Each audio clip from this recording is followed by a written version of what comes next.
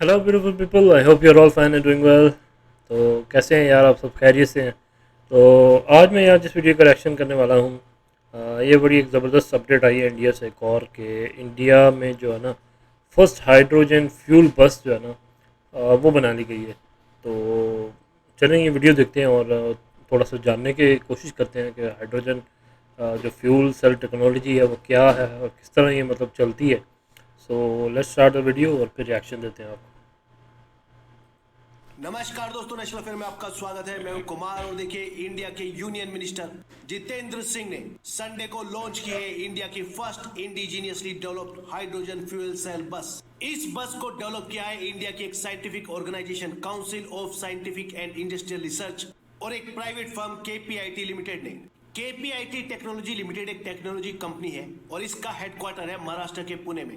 ये company automotive companies को software provide करती है और इसके डेवलपमेंट सेंटर है एशिया में, यूरोप में और अमेरिका में। अब देखिए, अगर टेक्नोलॉजी की बात करें या बढ़ते हुए पोल्यूशन को कंट्रोल करने की बात करें तो उस हिसाब से इंडिया का काफी बड़ा अचीवमेंट है। साथ ही हिस्सा है इंडिया के प्राइम मिनिस्टर मोदी के हाइड्रोजन विजन का और आत्मनिर्भर भारत अभियान का, जिसके अंडर इंडिया को अफोर्डेबल और एक्सेसिबल क्लीन एनर्जी के थ्रू क्लाइमेट चेंज गोल जो है उनको अचीव करना है और साथ ही इंडिया में नए एंटरप्रेन्योर्स और जॉब्स क्रिएट करनी है। और इस बस के अंडर जो हाइड्रोजन फ्यूल सिस्टम है उसकी फ्यूल सेल यूज करती है hydrogen and air core to generate electricity which power the bus. और इसमें सबसे अच्छी बात यह है कि इसके बाद इस इंजन में से केवल पानी और थोड़ी सी हीट निकलती है, ना कि कार्बन डाइऑक्साइड जैसे कि डीजल या पेट्रोल व्हीकल्स में से निकलती है। और इसीलिए आप इसे most environmentally friendly mode of transportation कह सकते हैं। देखिए, फॉर एग्जांपल अगर कंपैरिजन करें तो एक डीजल बस जो रोड पर चलती है वो एक साल में तकरीबन 100 टन कार्बन डाइऑक्साइड निकालती है।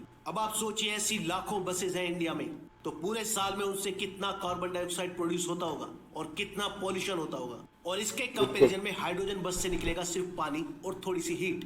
और तो और अगर हाइड्रोजन फ्यूल सेल टेक्नोलॉजी पर बेस्ड ट्रक की बात करें तो उसकी जो ऑपरेशनल कॉस्ट होगी in comparison to diesel truck वो भी काफी कम होगी। देखिए, पूरी दुनिया में जितना भी कार्बन एमिशन होता है यानी CO2 एमिशन, जिससे पोल्यूशन बढ़ता है, ग्लोबल वार्मिंग होती है और क्लाइमेट चेंज हो रहा है, उसका तकरीबन 12 से 14% हिस्सा आता है डीजल पावर्ड हैवी व्हीकल से, यानी बसेस से, ट्रक से। और इस केस में हाइड्रोजन फ्यूल सेल व्हीकल्स जो हैं वो इस पोल्यूशन से छुटकारा दिलाने में बहुत ही ज्यादा हेल्पफुल हो सकते हैं। और इन्हीं चीजों को ध्यान में रखते हुए इंडिया ने डेवलप की अपनी पहली hydrogen fuel cell bus and we hope in future और ज्यादा बसेस आपको रोड पर चलती दिखाई देंगी जो बेस्ड होंगी हाइड्रोजन टेक्नोलॉजी पर। अब देखिए, थोड़ा सा टेक्निकल पॉइंट ऑफ व्यू से बात कर लें, थोड़ा समझने की कोशिश करें कि ये जो हाइड्रोजन फ्यूल सेल टेक्नोलॉजी होती है ये काम कैसे करती है। जब किसी बस या ट्रक में हाइड्रोजन फ्यूल सेल टेक्नोलॉजी लगाई जाती है तो उसमें इलेक्ट्रिसिटी प्रोड्यूस होती है by combining hydrogen and oxygen atoms. ये दोनों गैसें इलेक्ट्रोकेमिकल सेल के अक्रॉस रिएक्ट करती हैं जैसा कि कन्वेंशनल बैटरी सेल में होता है टू प्रोड्यूस इलेक्ट्रिसिटी। लेकिन इसमें अच्छी बात यह है कि इसका जो बाई प्रोडक्ट है वो है सिर्फ वाटर और थोड़ी सी हीट, और बाद में इसी इलेक्ट्रिसिटी को यूज किया जाता है इलेक्ट्रिक मोटर को चलाने के लिए, जिससे फाइनली बस मूव करती है। अब अगर बात करें कि हाइड्रोजन फ्यूल सेल क्या होते हैं, तो देखिए, ये जो फ्यूल सेल होते हैं ये भी कन्वेंशनल बैटरीज की तरह ही काम करते हैं जो नॉर्मली इलेक्ट्रिक बस में लगी होती है। लेकिन हाइड्रोजन फ्यूल सेल का फायदा ये है कि ये कभी भी आउट ऑफ चार्ज नहीं होती और ना ही इन्हें इलेक्ट्रिसिटी के थ्रू रिचार्ज करने की जरूरत पड़ती है। ये तब तक लगातार इलेक्ट्रिसिटी प्रोड्यूस करती रहेगी जब तक हाइड्रोजन की सप्लाई बनी रहेगी। कन्वेंशनल सेल की तरह ही हाइड्रोजन फ्यूल सेल में भी एक एनोड होता है यानी नेगेटिव इलेक्ट्रोड और एक कैथोड होता है यानी पॉजिटिव इलेक्ट्रोड, जो सैंडविच होते हैं अराउंड एन इलेक्ट्रोलाइट। इसमें हाइड्रोजन प्रोवाइड की जाती है एनोड को और एयर प्रोवाइड की जाती है कैथोड को। फिर एनोड पर एक कैटालिस्ट हाइड्रोजन मॉलिक्यूल्स को सेपरेट कर देता है इनटू प्रोटॉन एंड इलेक्ट्रॉन, और ये दोनों सब atomic particle proton and electron take different path to the cathode. इसमें जो इलेक्ट्रॉन होता है वो पास करता है through an external circuit creating a flow of electricity that can be used to power electric motors. वही जो प्रोटॉन होता है वो मूव करता है कैथोड की तरफ थ्रू द इलेक्ट्रोलाइट, और कैथोड पर पहुंचने के बाद ये प्रोटॉन ऑक्सीजन और इलेक्ट्रॉन के साथ यूनाइट हो जाता है, जिससे प्रोड्यूस होता है वाटर और हीट।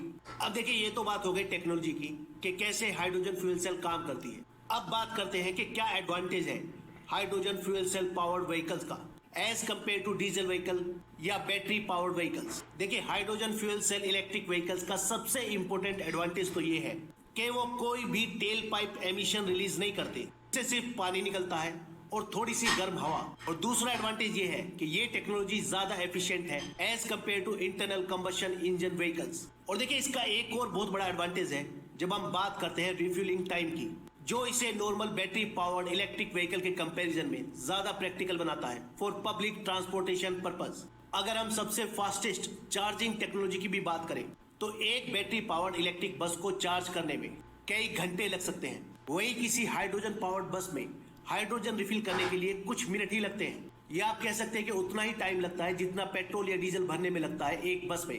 अब देखिए हो सकता है ये एडवांटेज पर्सनल व्हीकल जैसे कि कार के लिए इतना ज्यादा इंपोर्टेंट ना हो, लेकिन अगर पब्लिक व्हीकल्स की बात करें जैसे कि बसेस, उनके लिए बहुत ज्यादा मायने रखता है। क्योंकि अगर एक इलेक्ट्रिक बस को चार्ज करने में कई घंटे लगेंगे तो इसका मतलब ये है कि वो पूरे दिन में कई घंटे रोड से बाहर रहेगी। अब देखिए एक और क्रूशियल पॉइंट है जिस पर बात करने की जरूरत है। हाइड्रोजन फ्यूल सेल टेक्नोलॉजी के बारे में कहा जाता है कि ये मोस्ट एनवायरमेंट फ्रेंडली है।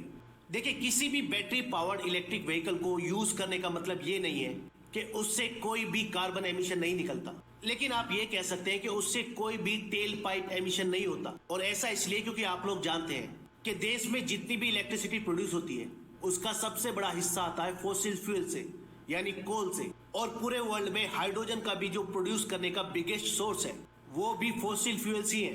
तो आप कह सकते हैं कि इनडायरेक्टली इनसे भी कार्बन एमिशन होता है, क्योंकि ये बस भी वही हाइड्रोजन यूज करेगी जो अल्टीमेटली बनी होगी फॉसिल फ्यूल से। लेकिन देखिए यहाँ पर एक पॉजिटिव पॉइंट भी है। हम लोग जैसे जैसे टेक्नोलॉजी इंप्रूव कर रहे हैं और रिन्यूएबल सोर्स ऑफ इलेक्ट्रिसिटी की तरफ बढ़ रहे हैं जैसे कि सोलर पावर, विंड पावर, तो आने वाले फ्यूचर में हम हाइड्रोजन जनरेट करने के लिए भी रिन्यूएबल मेथड यूज कर सकते हैं। तो भले ही आज ये hydrogen fuel cell technology carbon emission में कंट्रीब्यूट करे, लेकिन भविष्य में ऐसा हो सकता है कि हम हाइड्रोजन सिर्फ रिन्यूएबल सोर्सेज से ही पैदा करें।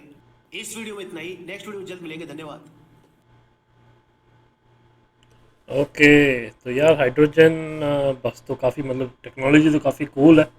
और तकरीबन सेम सेम जैसे इलेक्ट्रिक बस होती है तो उसी तरह मतलब हाइड्रोजन बस भी है। थोड़ा सिस्टम इसका चेंज है। अल्टीमेटली एट द एंड जो है वो चलती उसमें बैटरी के साथ जो है ना बस ही वो मोटर ही चलती है एट द एंड। लेकिन ये है कि इसमें जो एनर्जी जो पैदा होती है वो हाइड्रोजन और ऑक्सीजन के थ्रू जो है ना उन दोनों को कंबाइन करने से वो पैदा होती है। तो जस्ट अ मिनट। हाइड्रोजन तो हाइड्रोजन और ऑक्सीजन को कंबाइन करने से जो है ना पैदा होती है। तो बड़ी अच्छी चीज़ है कि मतलब यार इसके अंदर जो है ना एटलीस्ट जो है काम तो शुरू हुआ है। तो एटलीस्ट जो है इंडिया जो है इसको सीरियस तो ले रहा है, मतलब एनवायरनमेंट फ्रेंडली जो टेक्नोलॉजीज़ हैं उनको। तो बहुत सारे मुल्कों में तो बिल्कुल इसके ऊपर काम हो ही नहीं रहा। हालांकि जो क्लाइमेट चेंज का आजकल जो इशू चल रहा है वो बहुत मतलब हम लोग तो इससे बहुत लाइट ले रहे हैं, लेकिन ये बहुत मतलब बहुत सीरियस इशू है। आपने रिसेंटली भी देखा होगा कि मतलब पाकिस्तान के अंदर कितने फ्लड्स आए हैं। तो मतलब वो फ्लड्स किस लिए आए हैं, वो इसी की वजह से आए हैं कि मतलब इस दफ़ा मानसून की इतनी बारिशें हुई हैं पाकिस्तान के अंदर जो एक्सपेक्टेड ही नहीं थी। नॉर्मली 3 से 4 जो है ना वो मानसून के स्पेल होते हैं पाकिस्तान में, लेकिन इस दफ़ा 8 से 10 जो है ना मानसून के स्पेल हुए हैं। और हमारा जो सिस्टम है वो इस काबिल ही नहीं था कि मतलब इतना फ्लो पानी का वो बर्दाश्त कर सके। मतलब अनएक्सपेक्टेडली इतनी ज़्यादा मतलब बारिशें हुई हैं। तो अल्टीमेटली इसकी रीज़न क्या है? ये ग्लोबल वार्मिंग। ग्लेशियर्स जो है हमारे पाकिस्तान में जो है ना वो नॉर्थ में बहुत ज़्यादा ग्लेशियर्स भी हैं, बारिशें भी हुई, ग्लेशियर्स भी जो है वो बहुत तेज़ी से पिघल रहे हैं।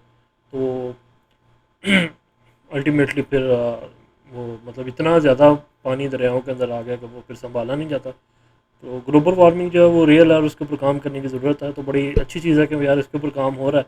अल्टीमेटली इसमें अब ये जो इस वीडियो के एंड में जिन्होंने बताया कि यार हाइड्रोजन है अभी तो जैसे फॉसिल फ्यूल से ही पैदा हो रही है, तो इन फ्यूचर में भी कोई ऐसी टेक्नोलॉजी आ जाए कि हाइड्रोजन जो है वो रिन्यूएबल सोर्सेज से हासिल की जाए।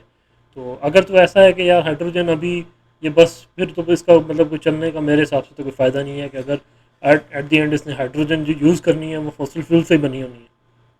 अगर तो हाइड्रोजन मतलब किसी रिन्यूएबल सोर्स से हासिल करके बस चलाई जा रही है तो फिर तो वेल एंड गुड है। अगर तो हाइड्रोजन पैदा करने के लिए फॉसिल फ्यूल ही जो है वो उसको जलाया जा रहा है तो फिर तो फ़ायदा नहीं है यार इसका। तो बाकी यह है कि इंडिया के अंदर तो मतलब काफ़ी काम हो रहा है इसके अंदर। काफ़ी कंपनीज जो है मतलब आगे आगे हैं इलेक्ट्रिक व्हीकल्स में भी। मैंने रिसेंटली जो है ना रिएक्शंस वगैरह किए हैं ओला की कार के ऊपर, और फिर महिंद्रा की जो एसयूवीज़ आ रही हैं इलेक्ट्रिक, तो ऑलरेडी मतलब काफ़ी काम इसके ऊपर हो रहा है। महिंद्रा ने बड़ी ज़बरदस्त SUVs का 4-5 जो है वो मॉडल निकाले हैं। ओला भी बड़ा अच्छा काम कर रहा है अभी, वो मतलब इसमें आ गए हैं। अल्टीमेटली टाटा भी कर रहा होगा। तो बाकी और भी दुनिया की मुख्तलिफ कंपनीज़ हैं वो इसी दौड़ में, और फ्यूचर जो है अल्टीमेटली फिर यही है, इसी का ही है, इलेक्ट्रिक व्हीकल्स का ही है, या हाइड्रोजन की जैसे टेक्नोलॉजी है। तो इसमें कोई बेहतरी अगर हो जाती है तो फ्यूचर तो यही है। और जो मुल्क मतलब इसमें जल्दी से जल्दी इसमें काम कर लेगा तो वो आने वाले वक्त में जो है बेहतर होगा। और कई मुल्क तो ऐसे भी हैं जो कि अभी से मतलब जिन्होंने बहुत ज़्यादा इसके अंदर काम कर लिया और अपना जो सिस्टम है, जो गाड़ियाँ हैं काफ़ी ज़्यादा 50% से ऊपर जो है लोगों ने रिप्लेस भी कर दी हैं on electric cars. Electric car का सिर्फ एक जो अ, मेरे हिसाब से जो उसका माइनस पॉइंट यही है कि जो उसका चार्जिंग टाइम होता है। लेकिन ये है कि अगर विद इन सिटी अगर आपने चलानी है, अगर दिन में उसकी अगर 300-400 किलोमीटर की रेंज है, 500 किलोमीटर की, तो चार्जिंग टाइम का इशू आता है। तो दिन में इतना मेरा नहीं ख्याल कि आप लोग दिन में एक दिन में इतनी गाड़ी को चलाता है विद इन सिटी। तो अगर आप रात को उसको चार्ज कर लेते हैं अपने घर में, या बाहर लेके जाके पेट्रोल स्टेशन पे किसी जगह पे आप उसको चार्ज कर लेते हैं सुपर चार्जर से, तो फिर तो ठीक है। ज़्यादा मसला होता है कि आप किसी लॉन्ग डिस्टेंस पे जा रहे हैं तो उसको चार्ज करने का मसला होता है, ज़्यादा टाइम लगता है उसको चार्ज करने पे। तो वैसे फ्यूल जो भरवाते हैं हम गैस, वो तो मतलब 1-2 मिनट के अंदर टैंकी आपकी फुल हो जाती है। इसमें थोड़ा टाइम लगता है। तो आने वाले वक्त में भी टेक्नोलॉजीज़ और नई से नई आए, में भी गाड़ियों के अंदर, इलेक्ट्रिक व्हीकल्स के अंदर भी ऐसी टेक्नोलॉजी आ जाए कि ज़्यादा तेज़ जो है वो चार्जिंग शुरू हो जाए। चाइना के अंदर एक कंपनी थी, उसने बड़ा अच्छा सोल्यूशन दिया था कि मतलब बैटरी स्वाइप करने का बड़ा अच्छा ऑप्शन कर दिया था उन्होंने, कि आप मतलब एक बैटरी आप यूज़ करें, बैटरी आपकी ख़त्म हो रही है तो आप सिंपली स्टेशन पे जाएं और वो मतलब 1 से 2 मिनट या 5 मिनट के अंदर हार्डली आपकी बैटरी जो है वो स्वाइप कर देगी। रोबोटिक सिस्टम है पूरा, तो वो बैटरी स्वाइप कर देगा, आप न्यू बैटरी लगाएं और फिर दोबारा चल पड़ें। तो बाकी तो अब आने वाले वक्त में मतलब पता चलेगा कि नई से नई क्या टेक्नोलॉजीज़ आती हैं, लेकिन आने वाला वक्त जो है वो फ्यूचर का ही है। तो बड़ी अच्छी चीज़ हुई है अगर मतलब इसके ऊपर काम हो रहा है इंडिया के ऊपर, तो विच इज़ अमेजिंग। तो इसके साथ ही यार मुझे तो इजाज़त, और अगर रिएक्शन पसंद आया तो काइंडली चैनल को सब्सक्राइब कर दीजिएगा, वीडियो को लाइक कर दीजिएगा। तो मिलते हैं किसी नेक्स्ट रिएक्शन के साथ। Till then take care, bye bye.